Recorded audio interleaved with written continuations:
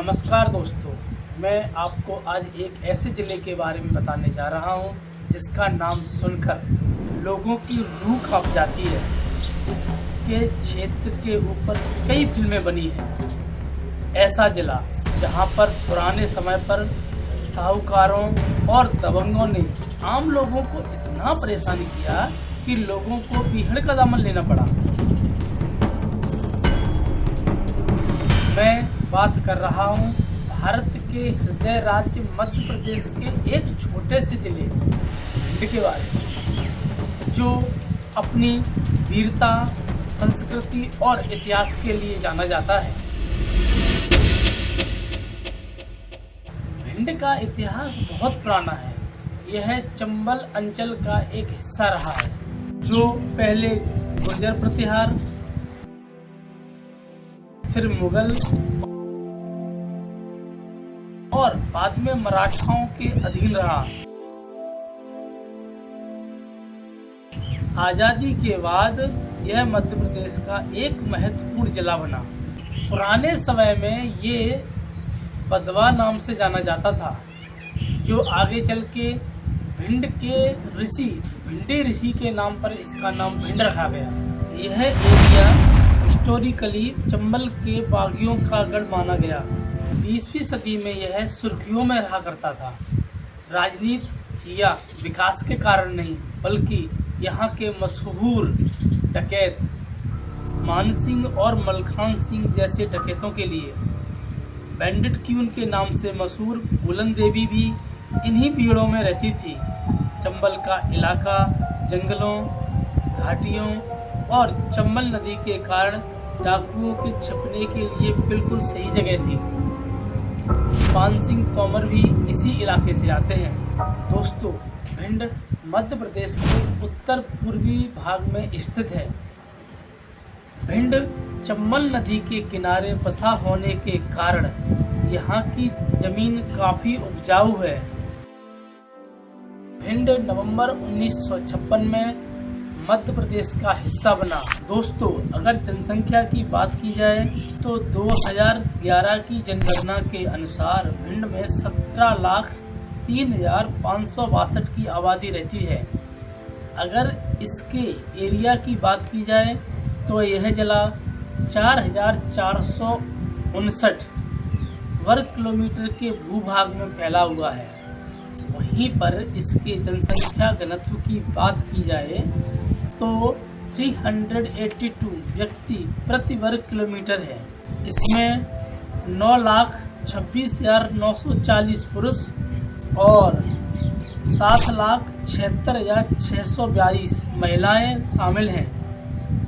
इसके 74.58% लोग गांव में रहते हैं और 25.42% शहर में रहते हैं। अनुसूचित जाति 22.01 और अनुसूचित जनजाति 0.36 थी। यहाँ की प्रमुख भाषा हिंदी बोली जाती है, जो यहाँ के लोगों द्वारा बोली जाने वाली सबसे ज़्यादा है। अगर अब बात की जाए इनके तहसीलों की, तो भिंड में कुल मिलाकर 8 तहसील हैं।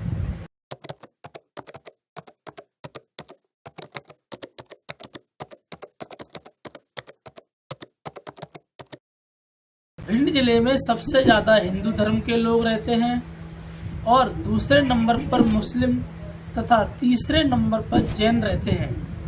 इसके बावजूद यहाँ पर सभी भाईचारे से रहते हैं। अगर बात की जाए एजुकेशन की, तो भिंड में 75% आबादी पढ़ी लिखी है। इसलिए इस जिले को अब भारत में सबसे साक्षर जिले में गिना जाता है। लेकिन यह कहानी का एक हिस्सा है। आज भिंड कृषि प्रधान जिला है। लोग खेती करते हैं और साथ में छोटा मोटा बिजनेस चलाते हैं। खेती को यहाँ की रीढ़ की हड्डी कहा जाता है। यहाँ पर सबसे ज़्यादा सरसों की खेती की जाती है, जो कि किसानों की अर्थव्यवस्था का आधार है। यहाँ पर सरसों के कई मिल हैं और यहाँ से निकला तेल पूरे देश में बेचा जाता है। इसके साथ में यहाँ पर गेहूं और बाजरे की खेती भी की जाती है। आज भिंड शिक्षा, कृषि और सामाजिक क्षेत्र में तेजी से आगे बढ़ रहा है। नई पीढ़ी तकनीक के साथ साथ नए तरीकों को अपना रही है, जिससे भिंड उभर कर सामने आ रहा है। लेकिन चुनौतियां अभी भी हैं, जिसे हम इग्नोर नहीं कर सकते। साक्षरता दर मध्य प्रदेश के औसत से कम है। कानून एवं व्यवस्था की समस्या जारी है। सबसे बड़ी समस्या बेरोजगारी है, जिसके कारण युवा दूसरे जिले में जाकर काम करते हैं। अगर भिंड जिले की बात की जाए तो यहाँ संभावनाएं बहुत अधिक हैं, लेकिन यहाँ के जनप्रतिनिधि का समर्थन नहीं मिलता है, जिससे यहाँ पर बेरोजगारी की समस्या बनी हुई है। पर सब कुछ नकारात्मक नहीं है। अभी भी कुछ लोग, सामाजिक और संगठन जमीनी स्तर पर काम कर रहे हैं, चाहे वो शिक्षा का क्षेत्र हो, महिला सशक्तिकरण हो या डिजिटल जागरूकता हो। कुछ सरकारी योजनाएं जैसे ग्रामीण विद्युतीकरण, PMGAY के तहत सड़क कनेक्टिविटी दूर दराज के गांव में परिणाम दिखने शुरू हो गए हैं। भिंड के युवा अब सोशल मीडिया और डिजिटल प्लेटफॉर्म के माध्यम से नए करियर विकल्प तलाश रहे हैं और यह परिवर्तन का एक बड़ा संकेत है। अगर यहाँ के अट्रैक्शन की बात की जाए तो जिले में सबसे फेमस गौरी सरोवर है।